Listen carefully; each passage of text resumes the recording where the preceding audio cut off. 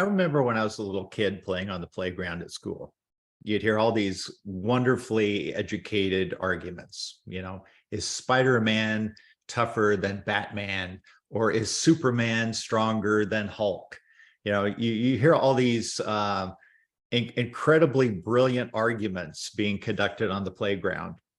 And obviously there's not a lot of evidence, because how would you actually prove that the Hulk is stronger than someone else? These are all fictional characters. So in order to get your point across, you basically would raise the volume. And if raising the volume didn't work, then you would start to, I guess, resort to insults. You would resort to bluster, okay? Because your evidence was really lacking. So you had to resort to these kind of approaches to win an argument. Well, in a way, this is sort of what I see several modern atheists doing today, and it's pretty amusing when you think about it. They use bluster to try to advance their case. And my reaction to that is, well, if your case is based upon evidence, you don't really need to resort to bluster. So why bother? But they do. So let me give you a couple of examples. The first example I'm going to give you is the one that basically says, well, people who don't believe in God are actually much more educated than people who do believe in God. And I thought about that. America is a fairly religious country. About 90% of people in America believe in God. And, I know that about 91% of people in America have high school education. So we're fairly educated. And relative to the rest of the world, about 38% of people in America have bachelor's degree from college.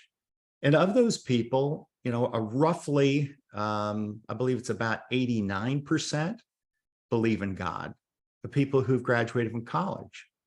So are these people not educated? Well, let's take a smaller group of people. What about college professors? I would think that they're fairly educated.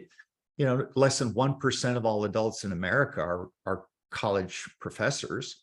But if you take a look at US undergraduate professors, 75% believe in God or a higher spiritual power.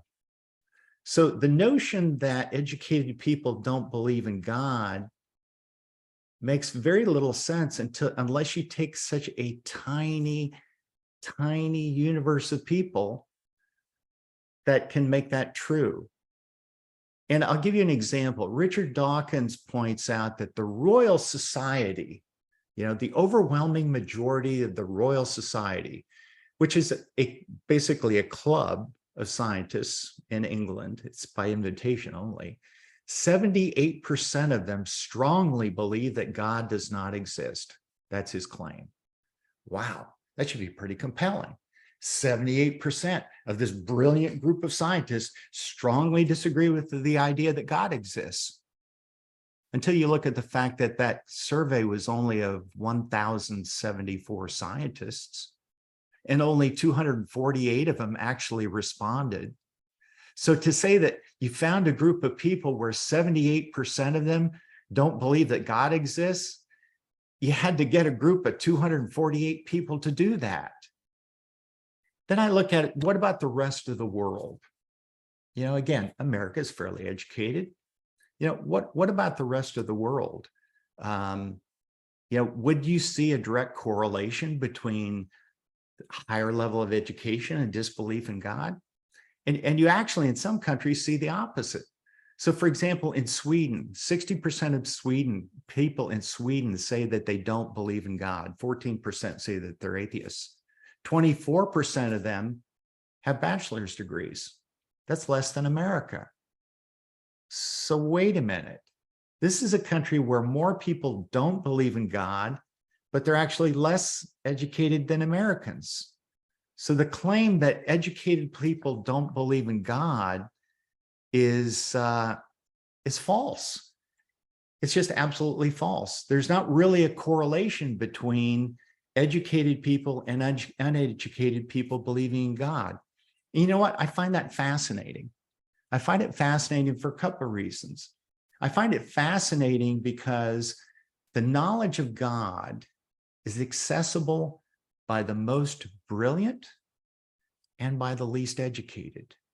And I find that just absolutely fascinating, that the least educated and the most brilliant both accept the existence of God.